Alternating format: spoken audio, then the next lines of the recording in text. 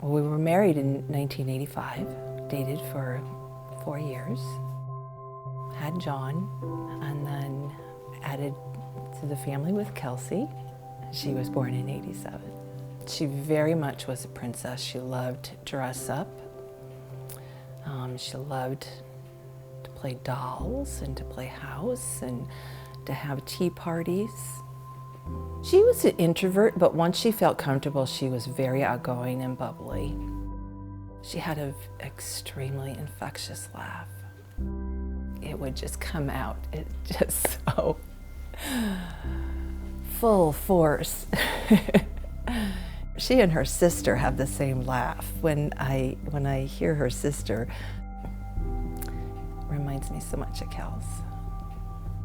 I don't even remember ever meeting Kelcey because I just don't ever remember not knowing Kelcey. She just was always there. People would always joke when we would go out, like to events, if one of us showed up without the other. It was a weird thing if one of us showed up without the other. We could be anywhere and like communicate across the room.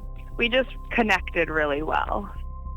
I was visiting my mom and just happened to glance at the Omaha paper and saw a posting for an opening in Kearney. Randy and Mary Jo decided they were moving to be closer to Mary Jo's family and that she was taking up a job out there, and they gave Kelcey the option to stay or go, and she chose to go. It was quite a difficult decision. She just agonized over it. What was she going to do? She decided to go with us. And Randy used to say that she just wasn't ready to let go yet. So she came to Nebraska with us. We had been friends so long that it was so easy to just keep up. We probably talked every day for the most part. At that point, she was, 19 and terrified of being on her own with her family that far away. She very quickly settled in. She got a job very quickly. She started meeting people. Kelcey called me June 16th, and I didn't answer my phone, which I will forever regret. June 15th was the last time I talked to her. I did not get the sense that there was anything unusual or out of the ordinary or anything wrong. Buffalo County Emergency Center. Hi, the trailer park, there's a fire in the trailer, in the front of the trailer. Okay, which trailer court? Rodeo court. And which trailer number? I'm not sure. We're pulling in there now. Okay. Pulling in. Okay, can you see it's the structure itself or is it a vehicle? No, it's the structure itself. The flames coming out the window. Okay, I'll get somebody right over there, okay? I had an early meeting, so I went to work early, and I was in the meeting about shortly after 8 o'clock. My cell phone started ringing. It was Randy. Buffalo County Emergency Center. Hi, we just trailer court, and there's 2 cars in the vehicle. I don't know if anybody's in the house. Okay, I'm sorry, which trailer is it? Number 58. Number 58. Yes, ma'am. And We were driving by delivering the paper, and we seen smoke. Okay, There's 2 cars. Okay, are the vehicles on fire or just the house? No, vehicles aren't on fire, but it's the east end of the trailer that's on fire, and it's burning quick. Okay, and you don't know whether there's anyone in the building, correct? I have no idea. Okay, I heard thank the you. smoke alarm at the front door. Okay, thank you very much. Bye-bye. Yep, they're coming. We received an alarm of a structure fire at number 58 Arvilla South Trailer Court on the west side of town. We arrived on scene at that address at 4:55. On approach to the scene, we seen light smoke coming out of the front entrance of the trailer, which would have been on the north side. We could see heavier smoke coming out of the rear or east side bedroom of the trailer house. Before we made entry, we opened the door. We're confronted with heavy fire and smoke at that point in the hallway. Went ahead and we extinguished that fire in the hallway as best we could. Made entry into the trailer, proceeded to that bedroom that was on fire. In that progression, we found the victim in the hallway, very close to that door. No, they're wrong. they're wrong. It's not her. It's not her. And he kept saying, yes, it is. Yes, it is. And I, nope, they're wrong. And finally I asked him how he knew that. And Kelcey had a very distinctive tattoo on her back. And that's what he said, by the tattoo.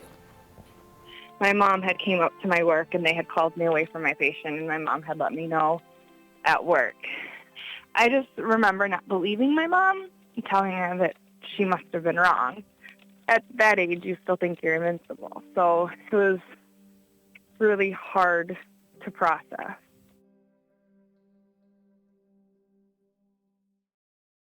We did want to meet with all of you to discuss the information that we received late yesterday, regarding the death in the trailer fire at Arvilla South.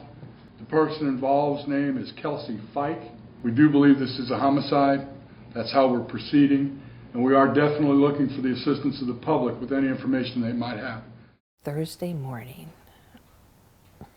we received a phone call from Tim.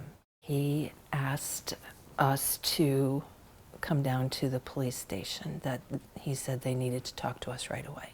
We got there, and that's when Tim and Sergeant Mike Young informed us that there had been foul play involved with Kelcey's death, and that the fire was an attempt to cover up the crime scene.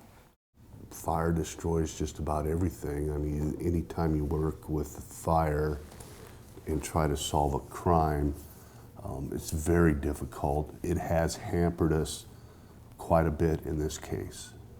With our investigation, the fire had started in a laundry basket in the bedroom. In the progression of the fire from very low spot where the laundry basket was sitting on the floor, we had a definite V pattern. What we look for is a V pattern, because fire always starts low and spreads out as it goes up.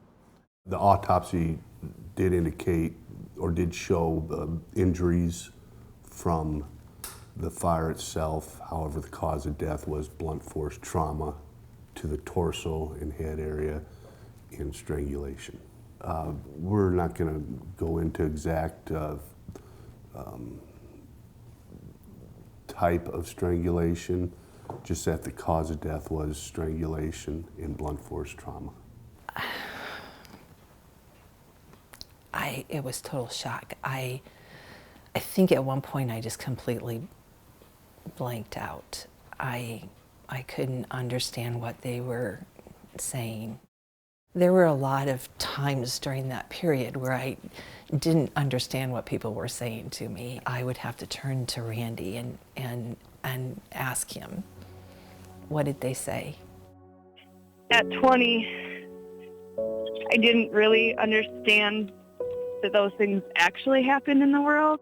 People had always told you how you needed to be careful, but in that moment, I think it was when I really realized how terrifying life can be.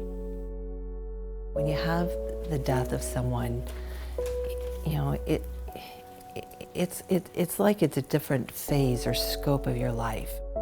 When a child passes away, that's the future. The future, that's the hope. In the beginning, I was super sad for her parents, but now I'm a mom, and my heart hurts for them in a whole different way.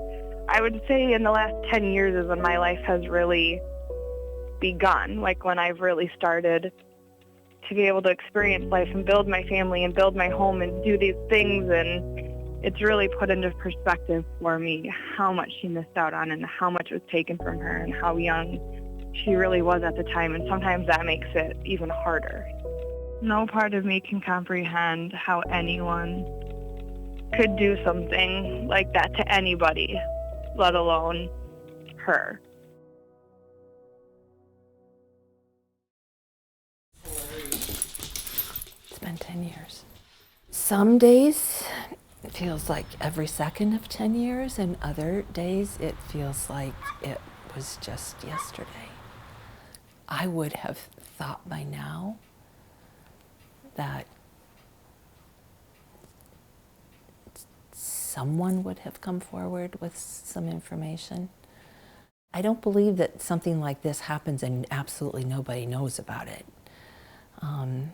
Randy and I both felt very strongly that there were people who could have done something to help her, and for whatever reasons they chose not to, and they've chosen not to. We do receive tips and leads on a weekly basis. We follow up on them. The communication is still there with people. People want this crime solved. They want the killer brought to justice.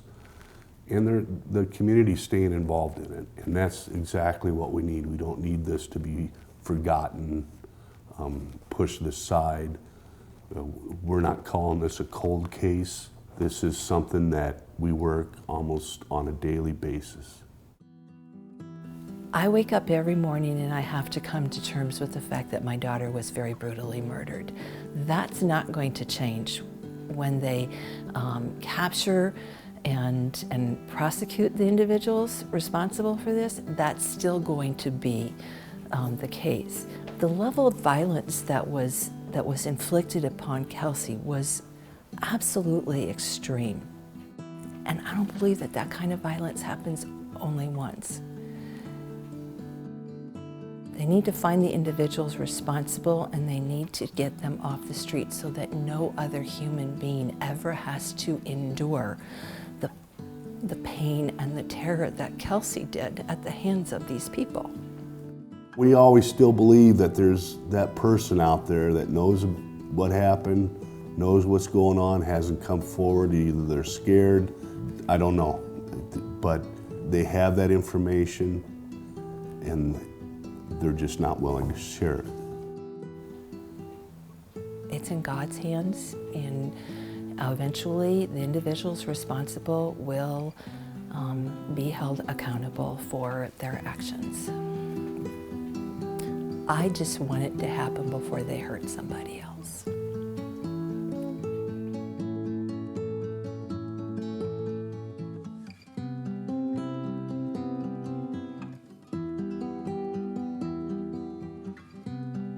We are asking that anyone who has information about this crime, please bring it forward now. Please help us in making sure that the individual who murdered our daughter is brought to justice. Please help us in making sure that this never happens again.